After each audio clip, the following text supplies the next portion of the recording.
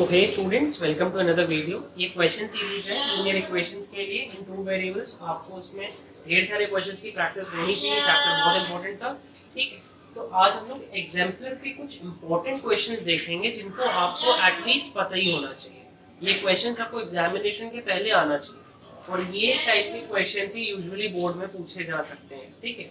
ये level 2 questions है। Level 2 का मतलब क्या है? लेवल 2 क्वेश्चंस ये एग्जाम्पलर के होते हैं, मतलब जो आपको बेसिक अंडरस्टैंडिंग पे ही बेस्ड है। लेवल 1 क्वेश्चन आपके एनसीईआरटी के थे, ठीक है। अब लेवल 3 क्वेश्चंस आपके आर डी शर्मा के आएंगे, जो कि नेक्स्ट वीडियो में, इसी की सीरीज की वीडियो में आपको मिल जाएंगे। इस चैप्टर से रिलेटेड भी और बाकी चैप्टर्स के भी धीरे धीरे करते हुए आएंगे। तो आज इस चैप्टर को स्टार्ट करते हुए, इस चैप्टर की क्वेश्चन सीरीज स्टार्ट करते हुए हम लोग फर्स्ट क्वेश्चंस को देखते हैं। आप एग्जाम्पलर में क्वेश्चंस देख सकते हो, बाकी आपको स्क्रीन पे भी विजिबल हो जाएंगे क्वेश्चन। पहला क्वेश्चन है हम लोग, for which values of k will the pair of equations kx plus 3y is equals to k minus 3, 12x plus ky is equals to k has no solution। k की ऐसी क्या values निकाली जाए ताकि ये इक्वेशंस का कोई solution ना हो। बेटा प्रीवियस क्लासेस में आपको एक रिवीजन करने के लिए याद दिला दें कि नो सॉल्यूशन का केस होता कब था। a1 upon a2 जब इक्वल होता था b1 upon b2 के, बट नॉट इक्वल होता था c1 upon c2 के। This was the case for parallel lines और यही नो सॉल्यूशन क्रिएट करता था। अगर ये दो तीनों इक्वल हो जाते थे देन कोइंसिडेंट हो जाती थी लाइन, ठीक है। कोइंसिडेंट में इनफाइनाइट सॉल्यूशन आ जाता था, कोइंसिडेंट लाइंस हो जाती थी। तीनों नॉट इक्वल हो जाते थे तो इंटरसेक्टिंग लाइंस रहती थी और एक सॉल्यूशन आ जाता था, एक यूनिक सॉल्यूशन। तो हमारा केस क्या है? हमारा केस है a1 upon b1 equals to b1 upon b2 but not equals to c1 upon c2 वाला, ठीक। तो इसको सॉल्व करने के लिए आप करेंगे क्या? ये देखिए, ये हम लोग का फर्स्ट इक्वेशन था, this was our second equation. तो पहले सारे को एक साइड करके रीअरेंज करके लिखें। तो फर्स्ट इक्वेशन को फिर रीअरेंज करें तो kx लिख सकते हैं, 3y लिख सकते हैं, और इस पूरे को बेटा अगर इधर ले आओगे तो -3 हो जाएगा, -k +3 हो जाएगा, -k हो जाएगा इक्वल्स टू 0। ये एक आपका थर्ड इक्वेशन लिख लो, ये बन जाए। ये थर्ड इक्वेशन रीअरेंज करा है, कुछ करा नहीं है। इसको एक ब्रैकेट में ले लो, ठीक है। एक्चुअली में क्या है, ये कांस्टेंट टर्म, ठीक है। ये कोई वेरिएबल के साथ अटैच नहीं है, कांस्टेंट टर्म। ये k जो है यहाँ पे कांस्टेंट टर्म की तरह ही काम कर रहा है, तो ये कोई वेरिएबल नहीं है, ये कांस्टेंट टर्म ही है। बेसिकली बस हमने कुछ करा नहीं है, इक्वेशन को रीअरेंज कर लिया। ये कांस्टेंट ही टर्म है, भले ही उसकी वैल्यू हमें निकालनी है, but we treat k as a constant term, ठीक। थोड़ी सी लैंग्वेज का ऊपर नीचे हो जाता है। चलिए फर्स्ट की जगह ये वाला equation kx plus 3y plus 3 minus k equals to 0। ये थर्ड इक्वेशन हम लोग का बन गया, फर्स्ट की जगह लिख लिया। ऐसे ही सेकंड वाले को बेटा रीअरेंज कर लो, कुछ करो नहीं, k इधर ले आओ बस, 12x plus ky minus k equals to 0। ये फोर्थ इक्वेशन बन गया। सेकंड वाले को रीअरेंज करें। रीअरेंज क्या करें? राइट हैंड साइड हम लोग 0 कर दिए और सारी वैल्यूज को एक तरफ शिफ्ट कर लिया। अब a1 की देखो वैल्यू निकालो थर्ड वाले इक्वेशन से। a1 की वैल्यू क्या आ जाएगी? k। b1 की वैल्यू क्या आ जाएगी? 3। और c1 की देखो पूरी 3 माइनस k, ये पूरी वैल्यू होगी c1, ये पूरा है c। a2 की वैल्यू क्या आ जाएगी? 12। b2 की वैल्यू क्या आ जाएगी? k। c2 की वैल्यू क्या आ जाएगी? -k, ठीक। अब सिंपल है, बस हम लोग को अपने केस में ये पुट कर देंगे वैल्यू। पहला केस क्या कहता है? a1 upon b1 equals to a1 upon a2, sorry a2 is equals to b1 upon b2, ये केस कहता है। तो इसके हिसाब से a1 क्या है? k, ये क्या है? 12 equals to ये क्या है? 3, ये क्या है? k, ठीक है। ये अपॉन ये इज इक्वल्स टू ये अपॉन ये हम लोग पहला सिनेरियो लिए हैं। एक्चुअली में तीन रहते हैं पार्ट्स ना, a1 upon b1, a1 upon a2 is equals to b1 upon b2 not equals to c1 upon c2, ये तीन पार्ट्स रहते हैं। तो हमने पहले ये वाला पार्ट लिया है, ठीक है। पहले ये वाला पार्ट लिया है क्योंकि दो इक्वल्स टू लेके एक इक्वेशन को सॉल्व नहीं किया जा सकता, एक ही इक्वल्स टू का होना जरूरी है। तो देखो बेटा क्रॉस मल्टीप्लिकेशन कर लो उसको, ऊपर वाला बेटा r नहीं, ये ऊपर वाला बेटा क्रॉस मल्टीप्लिकेशन कर लो, तो इधर k into k k square हो जाएगा, 12 and 3 will be 36. k की वैल्यू क्या आ जाएगी under root 36 which is equals to plus और माइनस 6। हमेशा याद रखिए अंडर रूट के अंदर से कोई भी वैल्यू निकलती है, दो निकलती है, प्लस में भी निकलेगी माइनस में भी निकलेगी। अंडर रूट 36 का 6 कैसे आएगी आप लोगों को पता होगा, स्क्वायर रूट निकालें, स्क्वायर रूट प्राइम फैक्टराइजेशन से पेयर बना के निकलती है, ठीक है। 36 है, 2 से करोगे तो कितना आएगा इसका, 1 बार में जाएगा और सॉरी 18 आ जाएगा, फिर 2 से करोगे 9 आएगा, 3 से करोगे 3 3 1, पेयरिंग कर दो देखो, ठीक है। तो पेयरिंग करें तो ये 2 हो गया, ये 3 हो गया, 2 into 3 6 हो गया। प्लस माइनस दोनों आता है, क्यों?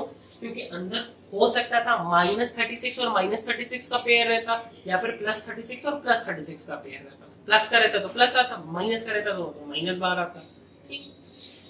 तो ये तो k की वैल्यू 2 हो सकती है ये वाले केस से। अब सेकेंड वाला केस भी तो चाहिए। सेकेंड वाला केस यानी आपका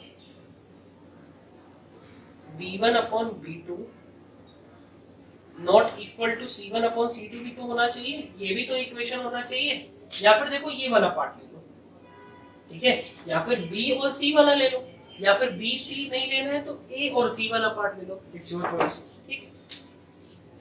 देखते हैं, तो ये तो लिख लो k की वैल्यू भी +36 +6 -6 आ। तो सेकंड वाले पार्ट में b1/b2 क्या है 3/k not equal to c1/c2 क्या है 3 -k अपॉन -k, ठीक है। क्रॉस मल्टीप्लिकेशन करो बेटा, नॉट इक्वल्स टू को इक्वल्स टू की तरह ही ट्रीट करो। आखिरी में बस दिमाग में रखना है कि नॉट इक्वल्स टू, ठीक है। इक्वल्स टू ही सॉल्व करेंगे, इक्वल्स टू ही सोचो इसको, क्रॉस मल्टीप्लिकेशन जैसे करते हो उसमें वैसे ही करो। तो 3 into -k हो जाएगा क्रॉस मल्टीप्लिकेशन, ये इधर गया, ये इधर जाएगा तो क्या हो जाएगा k, तो ये माइनस, ठीक। अच्छा ये देखो k और k कट सकता है, दोनों तरफ मल्टीप्लिकेशन में कट जाते हैं ना, यहाँ पे भी सेम नंबर, यहाँ पे भी सेम नंबर मल्टीप्लाई, तो ये -3 हो गया, नॉट इक्वल टू 3 -k, ठीक। अब ये सब मिटा लें, तो ये अभी तक हम लोग का आया हुआ है। अब क्या करा जाए, अब ये 3 को बेटा इस साइड शिफ्ट कर दो, तो ये +3 है, इधर -3 हो जाएगा, नॉट इक्वल टू -k, ठीक है। अब क्या हो जाएगा -3 will be -6 not equal to -k, तो k देखो माइनस माइनस कट गया, नॉट इक्वल टू 6। अभी हम लोग की k की वैल्यू क्या आ रही थी, इट विल बी -6 और +6 पहले वाले केस से। अब यहाँ पे क्या आ रही है, k की वैल्यू 6 नहीं हो सकती, सेकंड वाले के हिसाब से k की वैल्यू 6 नहीं हो सकती। तो आपको अब ये पता लग गया, तो ये वैल्यू आप कैंसिल करो, ठीक है। आपकी k की वैल्यू क्या आएगी, सिर्फ -6 आएगी। कोई भी बच्चे होते हैं दोनों लिख के आ जाते हैं, एक ही लेते हैं और दोनों लिख के आ जाते हैं, सेकंड वाला सिनेरियो चेक ही नहीं करते हैं। इसलिए इसी सीरीज में ऐसे क्वेश्चन उठाए गए जहाँ पे मेजर कॉमन मिस्टेक्स बच्चे करते हैं और वो आपका कॉन्सेप्ट बिल्ड करेंगे, ठीक है। गलतियां भी समझो क्या होती है, गलतियां ये होती हैं कि लोग एक ही केस लेते हैं, तो a1/a2 = b1/b2 लेते हैं, दो वैल्यूज निकालते हैं और छोड़ देते हैं, सेकंड वाला केस कंसीडर करते हैं, ठीक है। आपके कॉम्पिटिटिव लेवल के लिए भी ये बहुत इंपॉर्टेंट है। अगर आप कोई भी कॉम्पिटिटिव एग्जाम्स में बैठते हो, मैथमेटिक्स ओलंपियाड में बैठते हो, ऐसे टाइप के क्वेश्चंस को टारगेट करते हैं। चलिए एक और क्वेश्चन है, there are some students in 2 examination halls A and B, A और बी 2 एग्जामिनेशन हॉल्स हैं और कुछ स्टूडेंट्स हैं। To make the number of students equal in each class 10 students are sent from A to B. A में जितने थे B में 10 भेजे गए इससे, ठीक है, 10 स्टूडेंट्स ट्रांसफर हो। But if 20 students are sent from B to A, अच्छा अब बी से ए में अगर 20 भेजे गए बच्चे, ठीक है, A becomes double the number of students in B, then find the number of students in the both halls. अब क्वेश्चन क्या कह रहा है, ए और बी में कुछ स्टूडेंट्स हैं, अब हमें नहीं पता दोनों में अलग अलग हो सकते हैं, तो दो वेरिएबल अभी कंसीडर कर लो, ठीक है। क्वेश्चन आसान करने के लिए दो वेरिएबल ले लो, let the number of students in A be x and B be y, ठीक है। A में x है और B में y। बेटा फर्स्ट केस क्या कह रहा था कि 10 स्टूडेंट्स यहाँ से उठ के यहाँ ट्रांसफर हुए तो इक्वल हो गए नंबर, मतलब x में से 10 अगर माइनस हुए तो y में क्या हो जाएंगे 10 प्लस हो जाएंगे और दोनों सिनेरियो इक्वल हो जाएगा, दोनों केस इक्वल हो जाएगा, मतलब 10 उठे ए से और y में 10 चले गए, मतलब b में 10 चले गए तो दो b में 10 ऐड हो गए इसीलिए, और दोनों ये पार्ट इक्वल हो गए। इसको रीअरेंज कर लो, रीअरेंज कर लोगे तो x इधर आएगा -y, इधर आएगा -10 और -10 इधर आ जाएगा तो -20। -10 था, ये भी +10 है, इधर आएगा माइनस हो जाएगा, माइनस माइनस प्लस, इसलिए -20। एक इक्वेशन देखो तुम्हारा बन, ठीक है, एकदम इजी था, कुछ नहीं। 10 स्टूडेंट्स यहाँ से उठे, माइनस कर दिए, मतलब चले गए तो माइनस ही हो गए, यहाँ आए इसलिए इसको प्लस कर दिया। क्वेश्चन कह रहा था दोनों में इक्वल हो जाएंगे नंबर, हमने इक्वल कर दिया, ठीक। ये एक था। दूसरा केस कह रहा था if 20 students from B gets into A, B से A में 20 स्टूडेंट गए, मतलब अब X में क्या है 20 ज्यादा हो गए और Y में क्या है 20 कम हो गए, तो क्या कह रहा है the number of students in A becomes the double the number of students in B। इसका डबल कर दीजिए, डबल मतलब देखो 2 बस बाहर लिख दी और ब्रैकेट में डाल दी, 2 से पूरा मल्टीप्लाई हो रहा है। B में जितने स्टूडेंट्स हैं, ये B में स्टूडेंट्स हैं, जब 20 हट के तो B को अगर डबल कर दीजिए तो वो A के नंबर के बराबर आ जाएगा, सिंपल, ठीक। इसको भी सॉल्व कर लो, x + 20 = 2 देखो मल्टीप्लाई होगा, डिस्ट्रीब्यूटिव लो, दोनों को मिलेगा 2y - 2 जब इससे मल्टीप्लाई होगा इट विल बी -40। सबको इधर शिफ्ट कर लो, x + 2y - 2y हो जाएगा, +20 का +20 रहने दो, -40 इधर आएगा +40 हो जाएगा, सॉरी तो 0 रहेगा ना, 40 और 20 60 हो जाएगा, तो एक इक्वेशन तुम्हारा मिल गया x - 2y + 60 = 0। दो इक्वेशंस तुम्हारे मिल गए।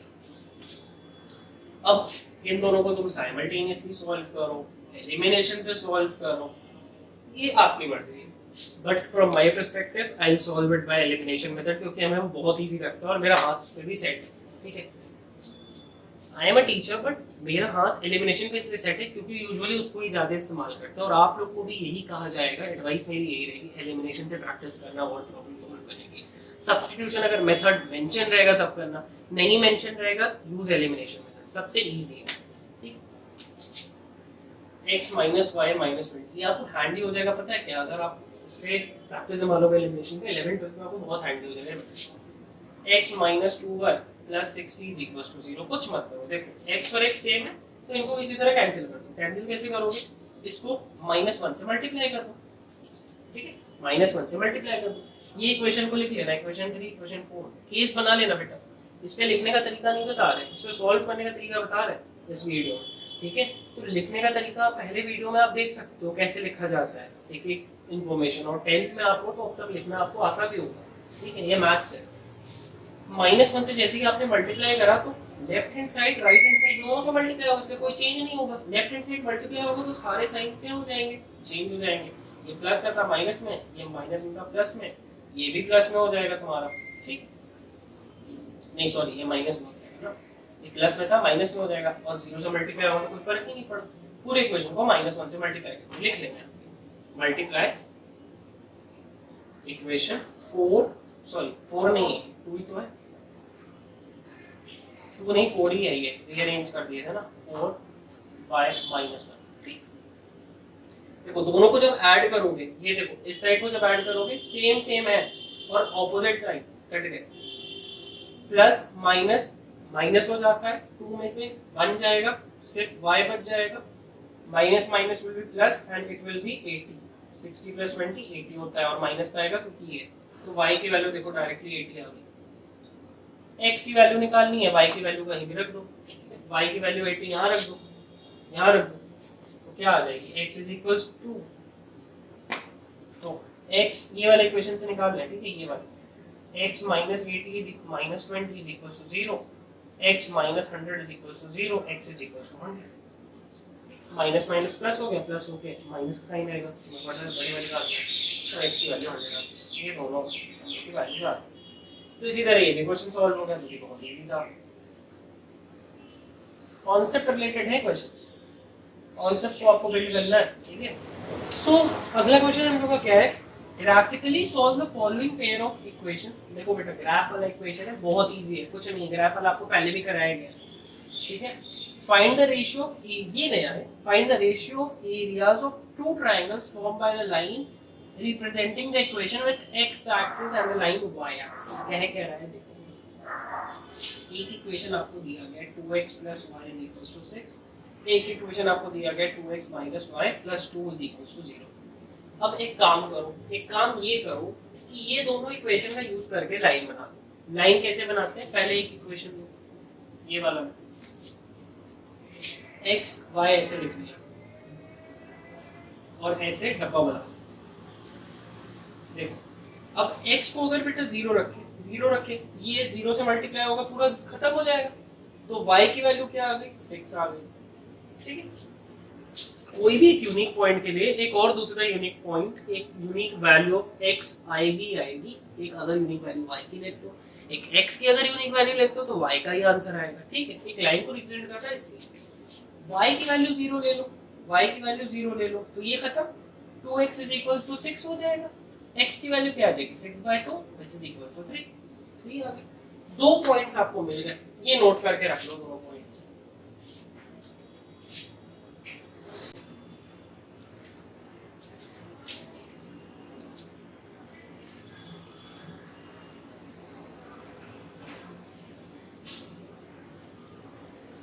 ठीक है, तो ये दो पॉइंट्स हम लोग नोट करके रखेंगे। अब सेकंड इक्वेशन इसी तरह लो,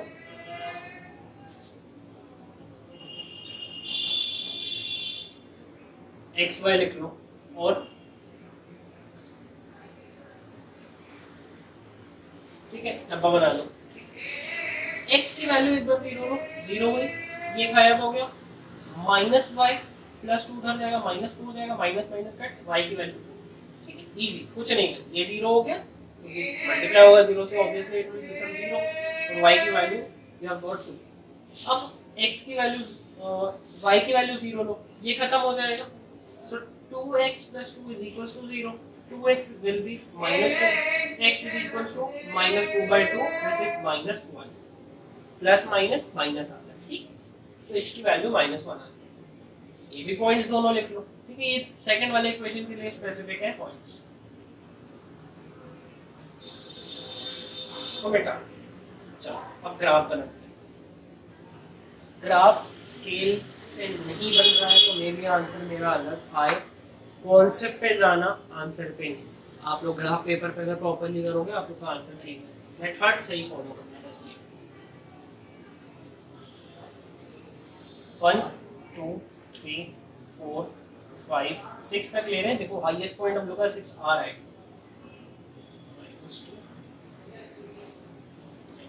ज़्यादा नहीं ले रहे क्योंकि माइनस में तो ज़्यादा नहीं जा रहा।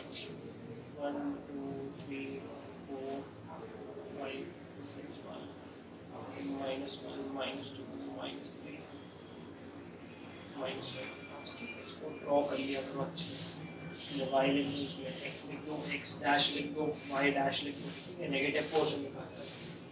0,3 है तो 0 देखो, x में 0 y में 3, ये वाला पॉइंट हुआ।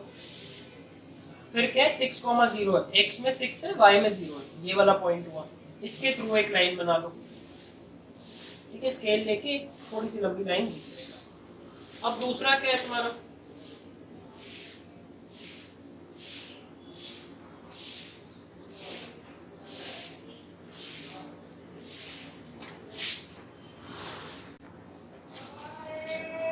दूसरे दो पॉइंट्स क्या होंगे लाइन के लिए, 0, -1, x में 0 इसमें -1, एक ये होगा, दूसरा होगा 2,0, y x में तुम्हारा 2 है, सॉरी ये वाला y में एक्चुअली -1 है, ये वाला होगा कोई, और 2,0 x में 2 और y में 0, ये। ठीक, चलो इसके थ्रू भी एक लाइन बना लो, कैसे बनेगी।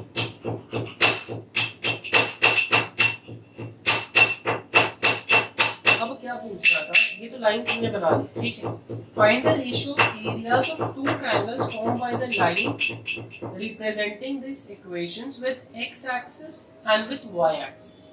तो रेशियो ऑफ एरियाज निकालना है दो ट्रायंगल्स के जो ये लाइन बना रही हैं, एक x एक्सिस के साथ एक y के साथ। देखो एक ट्रायंगल तो तुम्हारा ये बन रहा है, एक ट्रायंगल तुम्हारा ये बन रहा है। ठीक है, एक x एक्सिस के साथ देखो ये बना रही है, y के साथ ये दोनों लाइन मिलती है, ये वाला बना रही है, इसको अलग कर इन दोनों का तुम्हें रेशियो निकालना है। कैसे निकालोगे? इजी है। फॉर्मूला क्या होता है? हाफ बेस इनटू हाइट होता है। ठीक है, बेस ये वाला ट्रायंगल मान लो अगर लेते हो, इसको A1 कह दो, तो बेस तुम्हें यहाँ से यहाँ तक पॉइंट्स गिन लेना जिसपे इंटरसेक्ट कर रहे हैं। ठीक है, और हाइट के लिए यहाँ जिस पॉइंट पे ये गिर रहा है, मान लो मेरे यहाँ पे 3 गिर रहा है, तो इसकी हाइट क्या हो जाएगी? 3 हो जाएगी। और ये जो ब्रेथ हो जाएगी, नीचे बेस हो जाएगा इस ट्रायंगल का, वो डिफरेंस हो जाएगा इसमें। जैसे यहाँ पे देखो 1 पॉइंट ये, 2 पॉइंट ये, 3 पॉइंट ये, 4, ये टोटल 4 हो जाएगा। 3 इधर और 1 देखो इधर -1, तो टोटल 4 हो गया, ये 3 हो गया। तो इसका एरिया निकाल लो, हाफ 4 × 3। A1 का 6 हो गया, A1 की वैल्यू 6 आ गई, 6 स्क्वायर मीटर। ठीक है, स्क्वायर मीटर लिख सकते हो, स्क्वायर मीटर नहीं लिखोगे, स्क्वायर मीटर नहीं लिखोगे, स्क्वायर यूनिट्स लिखोगे, क्योंकि एक्चुअली क्या है, ये ग्राफ चल रहा है, ग्राफ में यूनिट्स हम लोग बोल देते हैं, वो मेजरमेंट किसी भी चीज़ में बाद में ली जा सकती है, इसलिए स्क्वायर यूनिट्स। ठीक है, वैसे तो तुम्हारे 1 सेंटीमीटर के ये होते हैं, अगर लिखना है तो स्क्वायर सेंटीमीटर लिखोगे, वरना यूनिट्स लिख दो, that will be much better. यहाँ पे देखो 2 पे है और ये 6 पे है, तो 1 2 3 4, नीचे क्या है 4, ऊपर मीट किस पे कर रहा है? 1 पे आ रहा है, हाइट क्या हो जाएगी? 1, तो 1/2 इसका अगर A2 का एरिया निकालोगे तो क्या आ जाएगा? 1/2। बेस कितना है? 4। ठीक है, यहाँ से यहाँ तक का पॉइंट मिला, बाकी कुछ नहीं, यहाँ इस पॉइंट से इस पॉइंट तक का इंटू 1, तो ये 2 हो गया, ये 2 हो गया। ठीक है, A1 का आ गया 6, A2 का आ गया 2। A1 का आ गया 6, A2 का आ गया 2, तो A1 is to A2 क्या हो जाएगा? 6/2 which is equals to, ये मिटा लो, 6/2 which is equals to 3:1। ठीक है, मे भी मेरा आंसर इसमें अलग आ रहा हो। ठीक है, एक्चुअली में तुम लोग ये क्वेश्चन को सॉल्व करके देखना, क्योंकि कोऑर्डिनेट से हम नहीं बनाया है। ठीक है, स्केल नहीं यहाँ पे यूज हुई है, अंदाजा यूज हुआ है ग्राफ बनाने में, व्हाइट बोर्ड पे इसमें। फॉर्मूला याद रखिएगा, हाफ बेस इनटू हाइट होता है ट्रायंगल, बस और कुछ नहीं। ये क्वेश्चन का मोटिव यही था, और ऐसा टाइप का क्वेश्चन कभी पूछ लेगा वर्टिसेस बताओ ट्रायंगल की, तो मान लो तुमने अगर 2 लाइन ड्रॉ करी ऐसे करके, एक लाइन ऐसे आई, एक लाइन ऐसे आई, तो ये देख रहे हो, ये जो इंटरसेक्टिंग पॉइंट है, यहाँ की कोऑर्डिनेट, यहाँ की कोऑर्डिनेट और यहाँ की कोऑर्डिनेट आपको बतानी रहेगी वर्टिसेस के लिए, वर्टिसेस ऑफ द ट्रायंगल के लिए। एरिया के लिए ये बेस देख लेना, हाइट देख लेना, हाइट इसकी देखो y वाले से आ जाएगी, इसका जो y वाला रहेगा वो हाइट दे देगा। ठीक है, और बेस तुम गिन सकते हो कितने यूनिट्स पे चल रहा है, कितने यूनिट्स दूर है। जैसे एग्जांपल ले लो यार, एग्जांपल ले लो,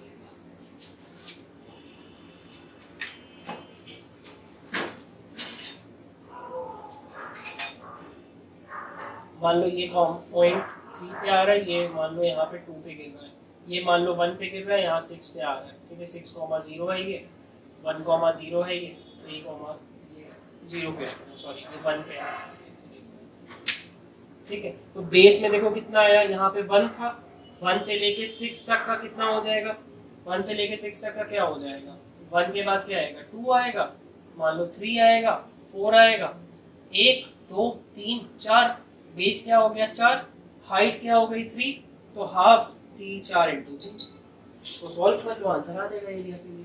ठीक है, तो आगे बढ़ते हैं next question. So moving on to the next question, and next question is determine graphically the vertices of a triangle form by the lines y is equals to x। एक इक्वेशन ये है, एक इक्वेशन है 3y is equals to x, and third equation is xy is equals to 8। बेटा 3 equation तो मैं दी है, अभी तुम्हें बहुत इजी इक्वेशन है। ठीक है, ये एनसीईआरटी में भी दिया था, कुछ करना नहीं है, ये दोनों को सॉल्व करो।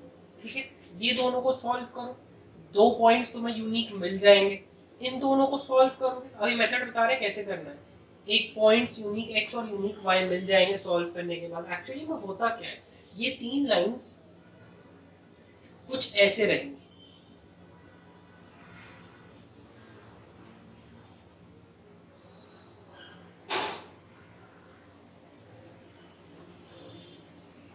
ठीक है, मान लो ऐसे ही बना ली, ऐसे रहेंगी मान लो 3 लाइन। तो ये 3 लाइंस अब जहां पे मीट कर रही हैं वहीं पे वर्टिसेस बनेंगे। ये L1 लाइन है, ये L2 लाइन है, मान लो ये L3 लाइन है। तो देखो L1 L2 जहां मीट करी वहां एक पॉइंट मिला, मतलब L1 और L2 को सॉल्व करोगे तो ये पॉइंट मिल जाएगा तुम्हें, क्यों नहीं? L1 ये वाली और L3 ये वाली, देखो सॉल्व करें, L1 और L3, L1 यहाँ जा रही है और L3 इधर जा रही है, इसको सॉल्व करें, ये वाला पॉइंट मिल गया। L2 को अगर सॉल्व करें, L2 ये जा रही है, L3 ये जा रही है, तो ये वाला पॉइंट मिल गया। ठीक, तो बेसिकली अल्टरनेट अगर तुम लेते जाओगे इक्वेशंस तो तुम्हें इन्हीं पॉइंट्स वर्टिसेस ऑफ ट्रायंगल के मिलते जाएंगे। कैसे करा जाए, पहले लिख लो यूजिंग, इसको मिटा लो, तीनों इक्वेशन लिख लेना पहले, यूजिंग 1 and 2, 1 और 2 को यूज करो। तो y is equals to x था, तो y is equals to x को x इधर ले आओ, ठीक है, y is equals to x में x को इधर ले आओ, कुछ करे नहीं, ठीक। और 3y is equals to x था सेकंड वाला equation, 3y minus x is equals to 0 लिख लिया, कुछ करे नहीं है, ट्रांसपोज कर लिया। अब हमें x और x दिख रहा है, सेम चीज मिल गई, एलिमिनेशन का यूज करते हैं, लेकिन साइन सेम है तो डिफरेंट करना है, तो इसको -1 से मल्टीप्लाई कर दो, ठीक है। देखो मल्टीप्लाई इक्वेशन, ये वैसे तुम्हारा हो जाता 4, ये हो जाता 5 बाय -1 से मल्टीप्लाई करें तो ये माइनस हो गया, ये प्लस हो गया, 0 से मल्टीप्लाई हो कोई असर ही नहीं हुआ। जब इसको सॉल्व करें ये कट गया, ये और ये जब सॉल्व हुए तो -2y हो जाएगा, प्लस माइनस माइनस 1 में से 3 गया, it will be 2 is equals to 0।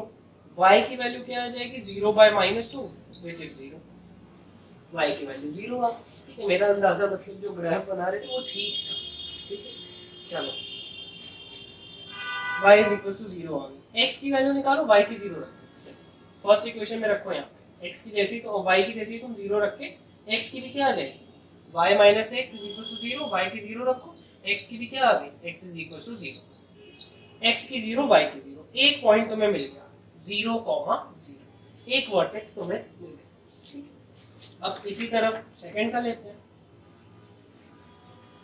Second और थर्ड इक्वेशन को लेंगे, means 3y minus x is equals to 0 वाला, x plus y is equals to 0 वाला। अब देखो x और x मेरा सेम है और साइन के ऑपोजिट है, कुछ करने की जरूरत नहीं, ऐड कर दो, ऐड 3 है, ये 4 है, सॉरी ये 3 है और ये रीअरेंज करके उस टाइम लिखे थे तो ये फोर्थ इक्वेशन चल रहा था।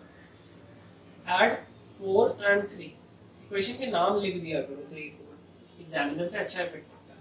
ये कटा 4 में और ये प्लस हुआ तो 4y is equals to 0, y is equals to 0। लो भैया y की वैल्यू फिर 0 आ गई, ये तो बड़ा अनोखा गेम चल रहा है, ठीक है। y की वैल्यू फिर नहीं, एक्चुअली में सॉरी यहाँ 8 था 0 नहीं था, तो यहाँ पे भी 8 आ जाएगा, तो ये y की वैल्यू 8/4 हो जाएगी विच इज इक्वल्स टू 2, ठीक है। x की वैल्यू निकालना है, x plus y is equals to 8, x plus 2 is equals to 8, x is equals to 8 minus 2 which is 6। तो एक तुम्हारा और पॉइंट आ गया, x का 6 और y का 2, देखो एक और पॉइंट मिल गया। एक और आखिरी पॉइंट निकाल लेते हैं, फर्स्ट को यूज करेंगे और लास्ट को यूज करेंगे, थर्ड वाले को। x y माइनस एक्स था ना, y minus x is equals to 0, x plus y is equals to 8, कुछ नहीं करो ऐड कर दो, क्योंकि देख लो फिर x x सेम है, साइन अपोजिट है, ये कटा ये कटा, तो 2y इज इक्वल्स टू 8 हुआ, y इज इक्वल्स टू 8/2 हुआ विच इज 4। एक वैल्यू यहाँ पे रख दो, y minus x is equals to 0, y की value 4 minus x is equals to 0, x is equals to 4,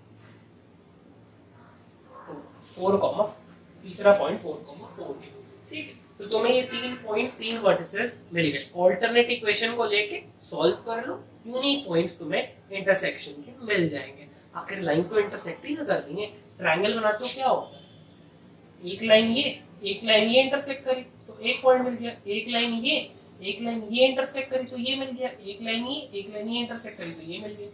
solve करते गए इंटरसेक्शन के लिए, यूनिक पॉइंट्स निकालते गए, आंसर देखते गए, तो ये तुम्हारे 3 पॉइंट्स आ गए, ठीक है। इसी तरह ये भी क्वेश्चन इजीली से सॉल्व हो गया।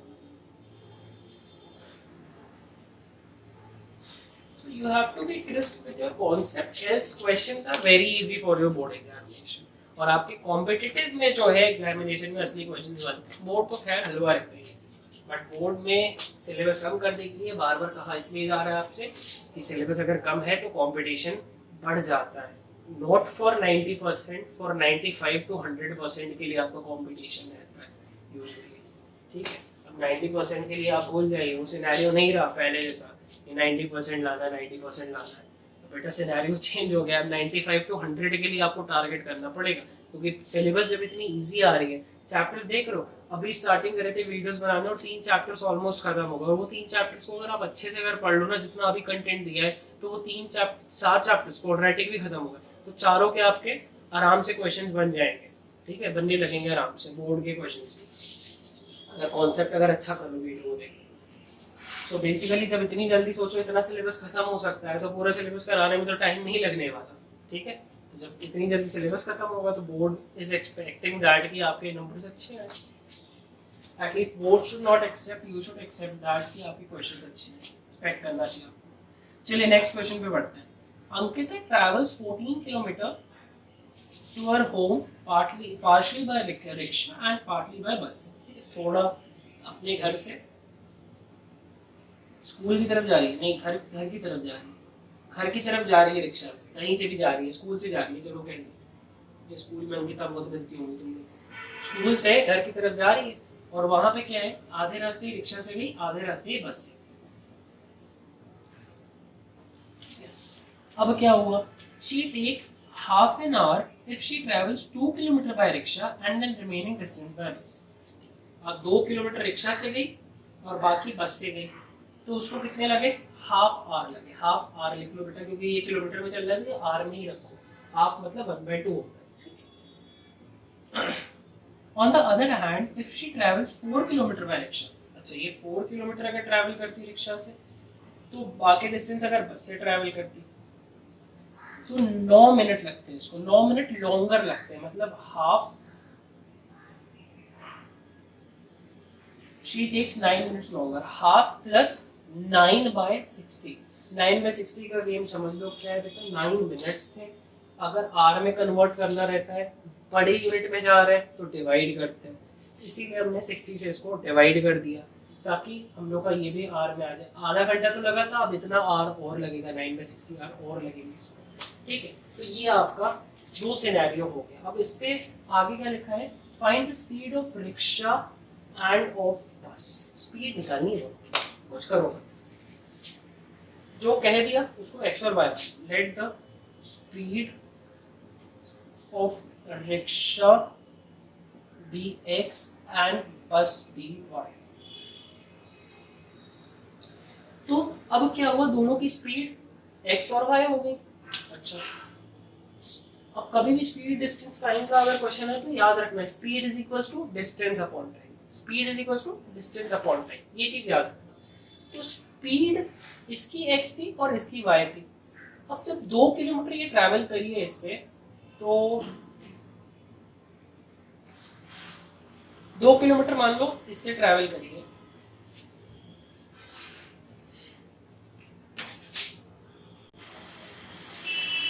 चलिए तो इसमें क्या है, एक्स और वाई स्पीड हमने मान ली। अब क्या है बेटा, रिक्शा से अगर जो टाइम लगा होगा, बस से जो टाइम लगा होगा, अगर दोनों को मिला दे तो आधा घंटा आना चाहिए, ठीक है। और तुम्हें पता है time is equals to speed upon distance होता है, ठीक है। Time is equals to speed upon, नहीं सॉरी दिमाग गड़बड़ कर गया, डिस्टेंस अपॉन स्पीड होता है, डिस्टेंस अपॉन स्पीड होता है, ठीक है। थोड़ा सा कैलिब्रेशन दिमाग की खराब हो गई। तो time is equals to distance upon speed होता है, तो कुछ नहीं करना है। यहाँ पे देखो, अगर इसका टाइम निकालना है, फर्स्ट केस की बात कर रहे हैं, अगर रिक्शा का टाइम निकालना है, रिक्शा का टाइम क्या होगा, डिस्टेंस कितना है 2 किलोमीटर, स्पीड क्या है x, प्लस बस का टाइम निकालना है, बस का क्या है डिस्टेंस, बस का डिस्टेंस हमें पता है, अच्छा नहीं 14 किलोमीटर टोटल ट्रैवल कर रही थी, 14 कोई किलोमीटर टोटल डिस्टेंस थी, तो यहाँ पे ये 12 किलोमीटर हो जाएगा ना बचा हुआ, ये 14 टोटल था, यहाँ पे 4 था तो ये 10 किलोमीटर हो जाएगा, ठीक है।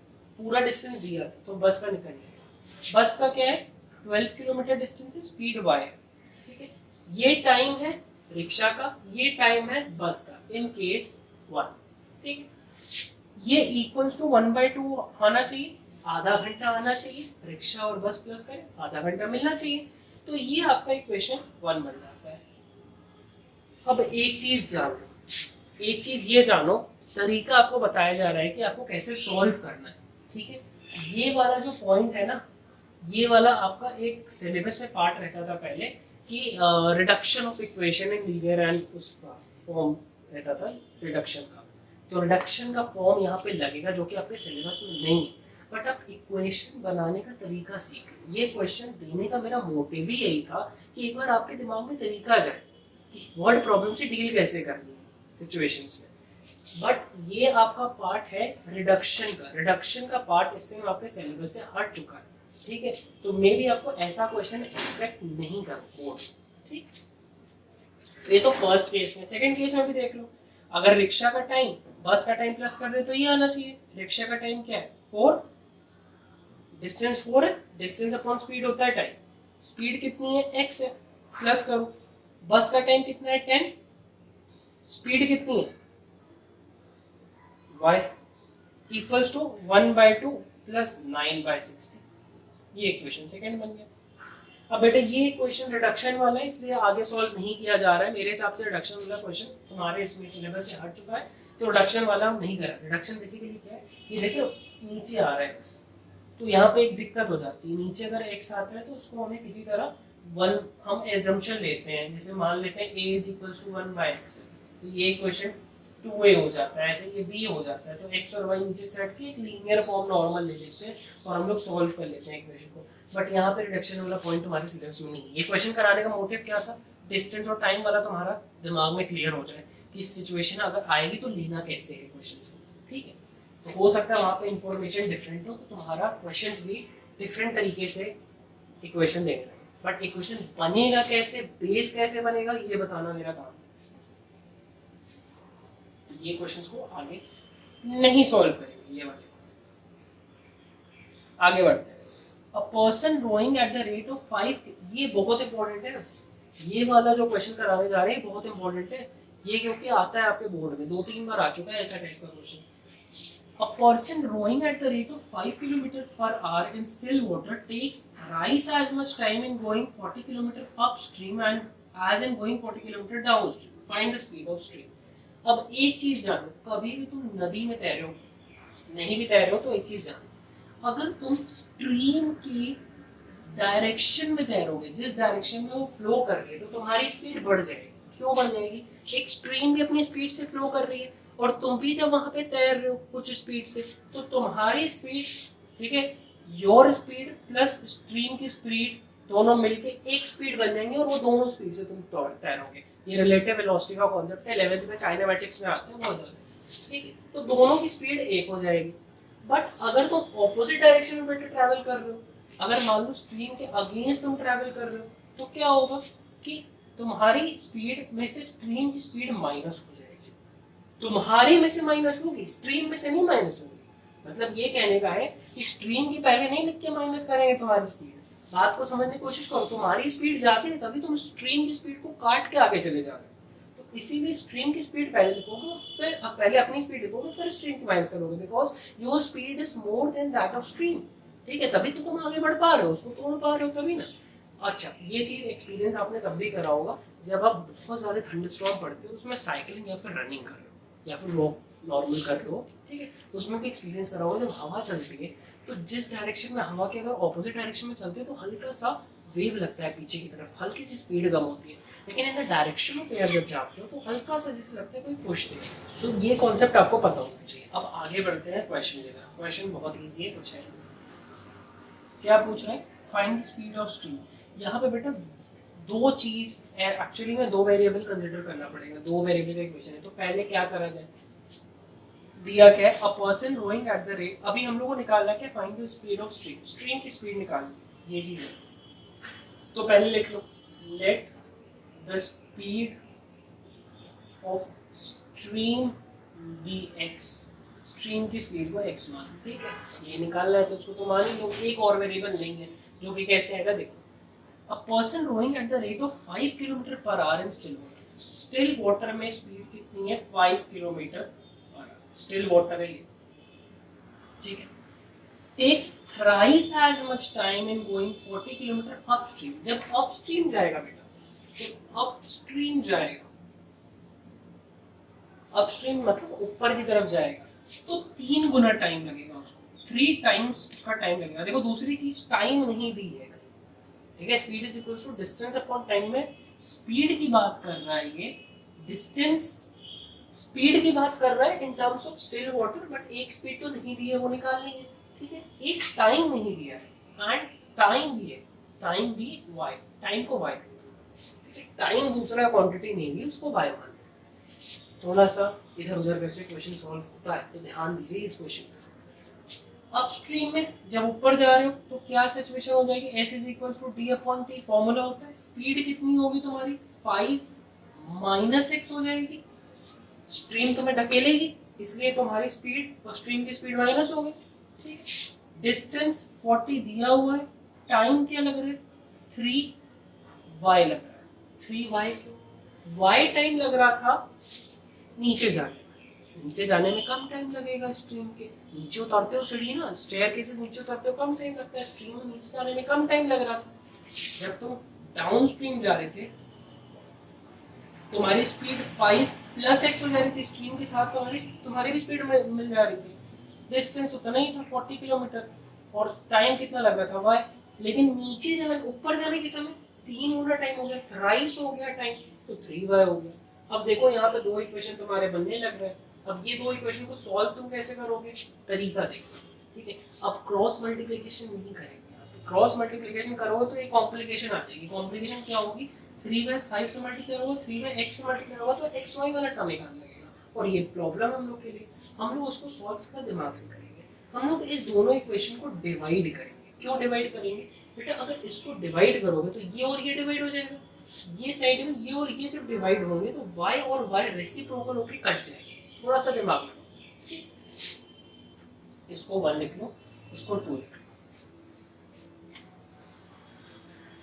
यहाँ पे लिख लो डिवाइड 1 एंड 2, तो 5 माइनस एक्स एक तरफ हो गया और नीचे 5 प्लस एक्स आ गया, LHS डिवाइड हो, RHS 40 अपॉन 3y, जब इससे डिवाइड करोगे फ्रैक्शन से तो रेसिप्रोकल होकर मल्टीप्लाई हो जाएगा, तो y अपॉन 40 कट गया, y कट गया, ठीक है।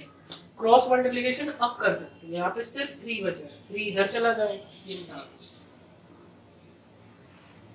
और हमें y को कैंसिल भी कर दिया, y की जरूरत भी नहीं थी, x ही निकालना था, 3 इधर ट्रांसफर, 3 इंटू 5 माइनस एक्स हो गया और 5 प्लस एक्स इधर आ गया, ठीक है, 3 इंटू 5 माइनस एक्स, ये पूरे से मल्टीप्लाई हो गया, 3 5 जा 15 होता है, माइनस 3 इंटू ये 3x हो जाएगा, 5 प्लस एक्स हो जाएगा, एक साइड कर लो, 3x माइनस एक्स, ये इधर आया, 5 माइनस 15 माइनस 4x, कुछ गड़बड़ है क्या,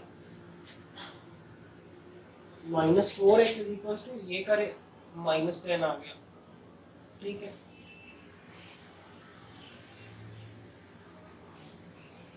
ठीक है, माइनस माइनस कट गया, x is equal to 10/4 which is equal to 5/2, 2.5 kilometre, ये स्ट्रीम की स्पीड तुम्हारी आ गई। तो थोड़ा सा क्वेश्चन में आपने दिमाग लगाया, यहाँ पे एलिमिनेशन सब्स्टिट्यूशन नहीं हुआ सॉल्व, ठीक है, यहाँ पे डिवीजन हम लोग कर दिए, डिवाइड कर दिए इक्वेशन को, तो वैसे भी सॉल्व किया जा सकता है, आप ओपन माइंडेड से जाइएगा वहाँ पे एग्जाम देने, ओपन माइंडेड होकर अगर आप जाएंगे तो 4 तरीके की चीज़ें सोच पाएंगे, सॉल्व कैसे करना है 4 तरीके से सोच पाएंगे, और एक बार इक्वेशन बनने लगता है बेटा तो सॉल्व हो जाता है, फिर कोई प्रॉब्लम आते नहीं। चलो इसी पे बेस 1-2 प्रीवियस ईयर में भी क्वेश्चन है, तो प्रीवियस ईयर की जब वीडियोस आएंगे तो प्रीवियस ईयर में वो इंक्लूड कर दिए जाएंगे, RD शर्मा में भी 1-2 ऐसे टाइप के क्वेश्चन थे, तो वहाँ पे भी जब आएंगे तो वहाँ पे इंक्लूड कर दिए जाएंगे, तो एग्जाम्पलर के बेस्ट क्वेश्चन कराए जाएंगे। एक और भी था इसी तरह का तुम्हारा अपस्ट्रीम डाउनस्ट्रीम में क्वेश्चन एग्जाम्पलर पे, बट वहाँ पे भी रिडक्शन ऑफ इक्वेशन है जो कि आपके सिलेबस से हटी है, तो वो भी आपका पार्ट नहीं है, ठीक है, तो इसलिए वो वाला क्वेश्चन नहीं करा, ये वाले में रिडक्शन नहीं था इसलिए ये वाला पार्ट कराएंगे। चलो एक क्वेश्चन क्या है, a railway half ticket cost half the full fare but the reservation charges are same on the half ticket as on the full ticket, मतलब एक रिजर्वेशन जब तुम जा रहे हो ट्रेन में, ठीक है, when you're buying a ticket for a train, they are adding 2 charges, one is the reservation charges and another one is the fare charges, reservation charges है और एक दूसरे चार्ज क्या है, दूसरा तुम्हारा हाफ टिकट और फुल टिकट वाला चार्ज है। मतलब एक रिजर्वेशन का एक वैल्यू तो लगेगी, मान लो 100 रुपये रिजर्वेशन का ले रहा है और फुल टिकट लेने का 100 रुपये अलग ले रहा है, टोटल 200 हुआ। हाफ टिकट लेने का 100 रुपये रिजर्वेशन का तो ले गए और 50 रुपीज हाफ टिकट का ले रहा है तो 150 ले लिया। तो ये दो तरीके के चार्जेस से यहाँ पे बात हो रही है। तो क्या दिया है, railway half ticket cost half the full fare but the reservation charges are same on half ticket as on full ticket। मतलब क्या है, देखो दो चार्जेस की बात है तो यहाँ पे स्टार्टिंग में ही हम लिख दे रहे हैं, मेरा दिमाग कह दिया यहाँ पे 100 रुपए किसको ले, net reservation charges be x and full ticket डी वाई। मतलब अगर रिजर्वेशन कर रहे हो तो एक्स चार्ज दोगे, फुल टिकट ले रहे हो तो वाई चार्ज ही देंगे, टोटल चार्ज एक्स और एक्स प्लस वाई बनेगा तुम्हारा, ठीक है। बट अगर हाफ टिकट ले रहे हो तो एक्स ये तो चार्ज लगेगा ही रिजर्वेशन का, बट फुल टिकट का प्राइस क्या है, हाफ लगेगा। तो फुल टिकट फुल बर्थ का जो प्राइस होगा वो हाफ लगेगा, y/2 लगेगा, ठीक है। यहाँ पे लिखा भी हुआ है कि railway half ticket cost half the full fair, तो फुल फेयर y लग रहा था उसका हाफ कॉस्ट कर दिया, ठीक।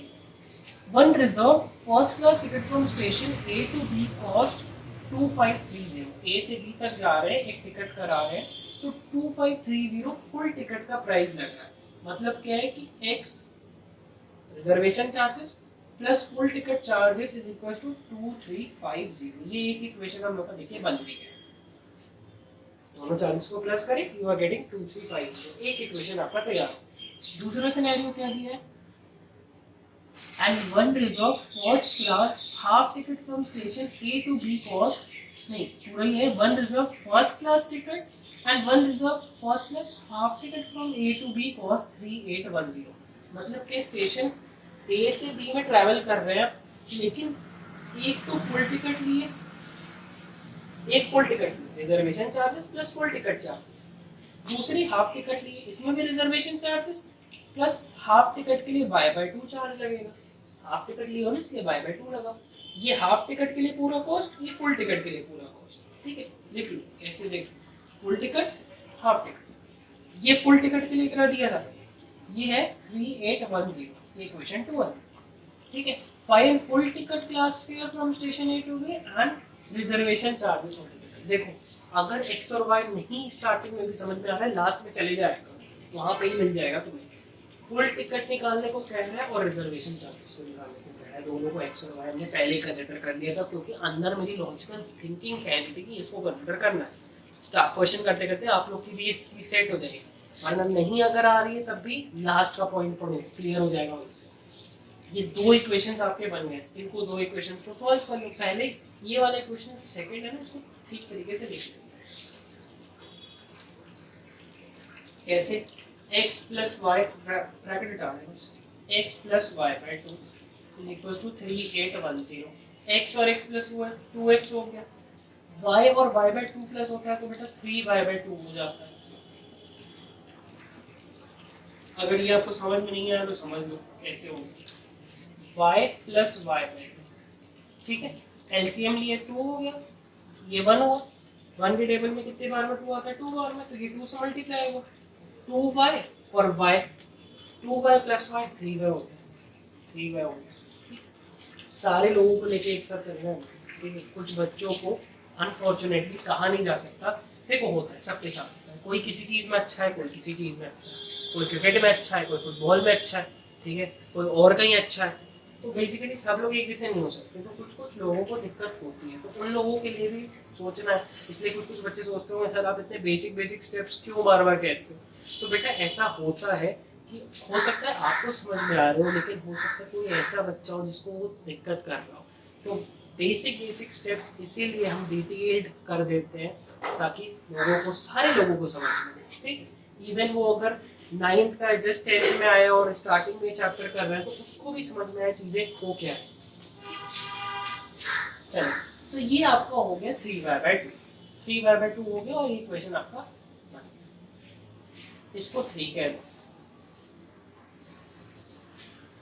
ठीक। और ये इक्वेशन एक आपका था x plus y is equal to 2530, ये इक्वेशन बन गया। इनको सॉल्व कर लो। मेरा फेवरेट तरीका, हम तो एलिमिनेशन ही करने वाले। अब कोई तो कहेंगे सर ये देखो सर फ्रैक्शन फंसा हुआ है, इसको सॉल्व करने पहले बेटा रुक मत करो फ्रैक्शन, इस बार बिना करके देखते हैं। ठीक, अभी तक हम लोग फ्रैक्शन को क्या करते थे, सॉल्व कर लेते थे। यहाँ पे भी सॉल्व कर सकते हैं। देखो यहाँ पे नीचे 1 है, इसके नीचे 1, एलसीएम क्या हो जाएगा, 2 हो जाएगा। 2 से सबको मल्टीप्लाई कर दो, ये 4x हो जाएगा, ये 2 और 2 कैंसिल हो जाएगा, और ये 2 से मल्टीप्लाई होकर जो भी वैल्यू आ जाए। ठीक है, मत करो। क्यों नहीं करो, एलिमिनेशन का यूज करने जा रहे हैं, इसमें बड़ी खुशी है। ये पूरे इक्वेशन को अगर हम लोग देखो x और x यहाँ पे, अगर इसको -2 से मल्टीप्लाई करके तो ये -2x हो जाएगा, ये -2x, ये +2x कट जाएगा एक बार में, ये हटा लेते हैं। मल्टीप्लाई इक्वेशन 1 बाय -2, -2 से मल्टीप्लाई करा, ये -2x हो गया, ये -2y हो गया। ठीक है, और ये तुम्हारा मल्टीप्लाई हो गया -2 से, बस ऐसे ही लिख दो। ठीक, ये y -2y हो गया। ये और ये पार्ट देखो कट गया, ये और ये सॉल्व कर। 3y/2 -2y is equal to 3810 -2530 को मल्टीप्लाई करो 2 से, कितना हो जाएगा 5060। ठीक है, 5060 हो जाएगा।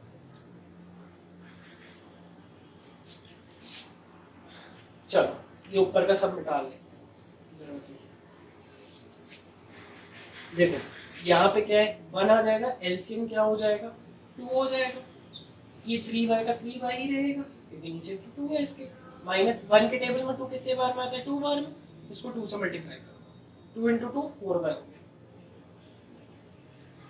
इसको माइनस कर लो बेटा, 5060 3810, 0 का 0, 5 का 5, 50 में से था कि 12 बचा, 1250। माइनस करें, ये डिटेलिंग नहीं देंगे, इतने भी नहीं गधे बनो, ये माइनस में आंसर आएगा क्योंकि ये बड़ा है।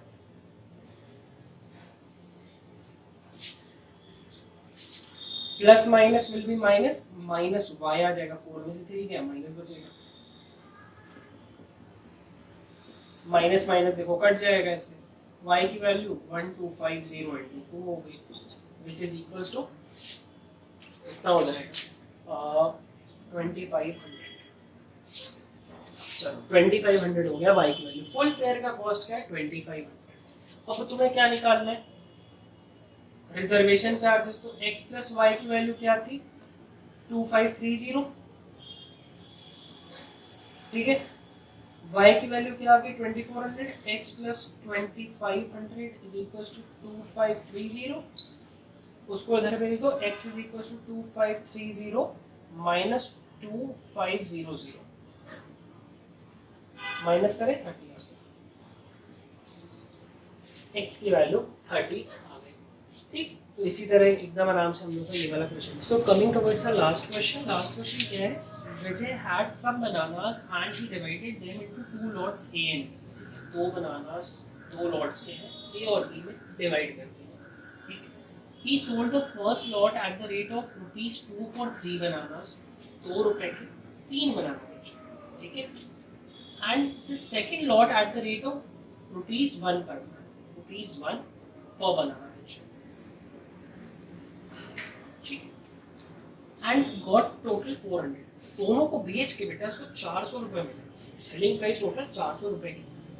ठीक है, if he had sold the first lot at the rate of ₹1 per banana। एक और सिनेरियो दिया कि अगर 1 रुपए के पर बनाना बेचा होता और बी को कितने बेचा होता, ₹4 5 बनाना। ₹4 for 5 banana, his total collection would have been 460। तो 460 रुपीज इसको टोटल मिलते। Find the total number of bananas he had. अब टोटल नंबर ऑफ बनानास निकालने मतलब ए में कितने हैं, बी में कितने, ये निकालने। ए और बी में बराबर तो होंगे नहीं, तभी अलग अलग दाम है। तो यहाँ पे पहले लिख लो, let the number of bananas in A be x and B be y. A में x है, बी में y है। ठीक है, सिंपल। अब इक्वेशंस देखा जाए कैसे बनेंगे, ये लाइन लिख लीजिए, इसको रेज कर। ₹2 के 3 बनाना बेचा, तो एक बनाना की कॉस्ट के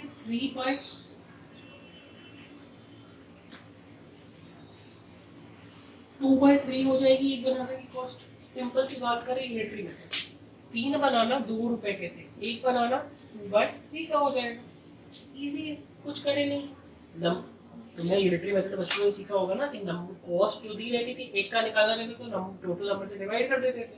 ठीक है, अगर मान लो तुम्हें दिया हुआ है कि 10 बनाना की कॉस्ट ₹100 है, तो एक बनाने की कितनी हुई, 10 बनाना की ₹100, तो इजीली करते थे 100 divide by 10 which is equals to 10, एक बनाना ₹10 का होगा।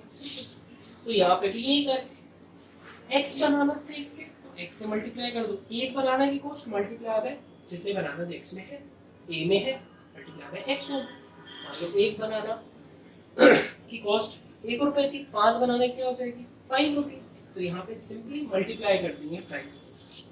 यहाँ पे ₹1 का एक बनाना था, y बनाना था, तो y इंटू 1 y आ जाएगा, एक बनाने की कॉस्ट ₹1 तो y से मल्टीप्लाई करो तो y आ गया, टोटल बेच के 400 आ रहा है। सिमिलरली सेकंड को देखो, 1 पर बनाना तो इसका x रुपीज हो गया, कॉस्टिंग इसकी x रुपीज हो गई, एक बनाना x रुपये, एक बनाना ₹1 का, तो x से मल्टीप्लाई करो तो x क्या आ जाएगा टोटल नंबर से। 5 बनाना ₹4 का, एक बनाना कितने का हो जाएगा 4/5 का, तो 4/5 y इज इक्वल टू 460। तो y से क्यों मल्टीप्लाई कर रहे हैं, एक बनाना की कॉस्ट मल्टीप्लाई बाय टोटल जितने बनाना है, तभी ना आएगी टोटल कॉस्ट। b में कितने बनाना थे, a में जैसे एक की कॉस्ट आ रही थी मल्टीप्लाई बाय x कर रहे थे, x में नंबर ऑफ बनानास x थे, a में नंबर ऑफ बनानास x थे, जब x से मल्टीप्लाई कर रहे थे तो a में कितनी कॉस्ट है ये आ जा रही थी, दोनों को प्लस करें, फर्स्ट केस में 400, सेकंड केस में 460, बस इन दोनों इक्वेशन को सॉल्व कर दो।